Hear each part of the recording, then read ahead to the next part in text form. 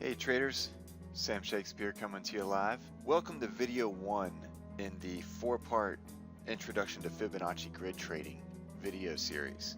In this first video, I wanted to introduce you to what a dynamic Fibonacci grid actually is. Basically, Fibonacci grids will identify high probability price action bounce points by analyzing dynamic Fibonacci levels across multiple time frames in real time. It completes hours of technical analysis with every tick. This will allow the trader to immediately recognize highly profitable trades without having to spend hours analyzing several currency pair charts. For example, to get the same amount of information viewing traditional charts, you would have to be viewing 1, 2, 3, 4 charts simultaneously. And if you wanted to analyze several currency pairs, say dollar Canada, Canada yen, dollar yen, to view those 3 currency pairs, you would need to be viewing 12 simultaneous charts. And that can become time consuming and cumbersome. When you are looking at a dynamic Fibonacci grid, you will notice there are 4 time lanes, each with the heading 1 minute, 5 minute, 15, and 60 minute. So when you're looking at the 1 minute time lane, you're looking at all of the relevant support and resistance levels from the 1 minute chart. And on the 5 minute, you're looking at all the relevant support and resistance levels from the 5 minute chart.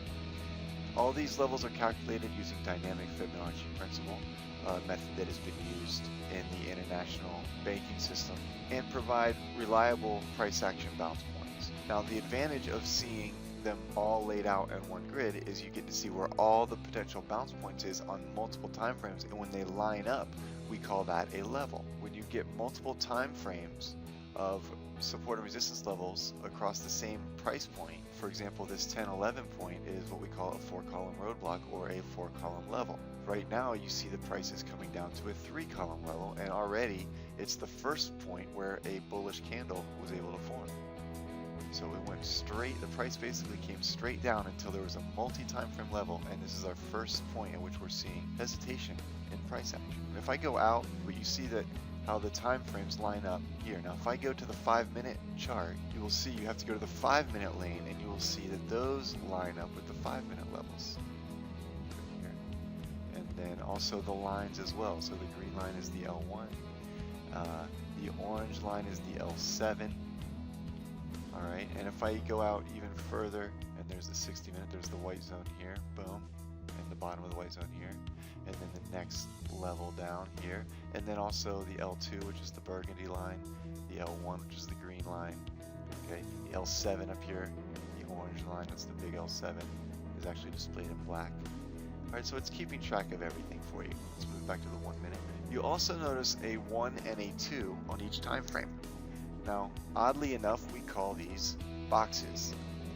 I know you're saying, well, that's strange, they're round circles, and yes they are, but there can be round boxes. But seriously, it's displayed as circles, but they are called boxes.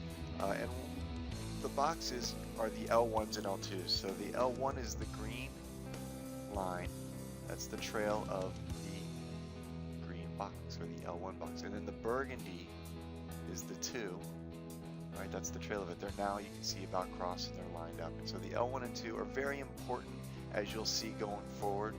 And each time frame has an L1 and 2 and an L7, and also all the numbers in between. So everywhere there's a line or a band shade on each time frame, you'll see a dynamic Fibonacci level. These band shades all provide very good bounce points and a level of reliability.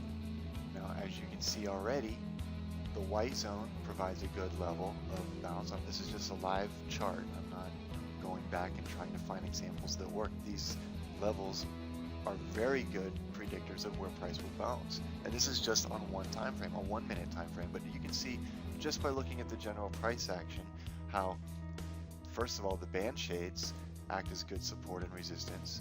And then if it breaks through, look, it broke a band shade, came back, tested a band shade, and this next band shade provided the next level of resistance. And look, could not break above the next band shade. So you can see that just on one time frame, they act as very good support and resistance levels. When you line these up across multiple time frames at the same price, you can understand how you would have a very strong level.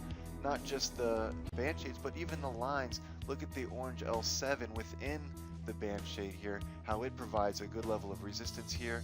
Once it breaks through, it bounces off this orange line and breaks through. And then even the L1 provides a good level of support for shorter term moves.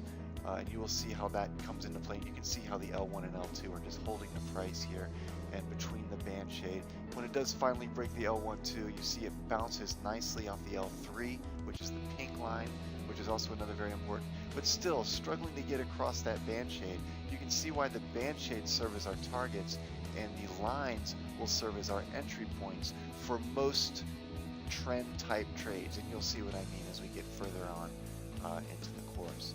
That is just a very brief introduction of what the grids are showing you. Thanks for watching. This is Sam Shakespeare signing out.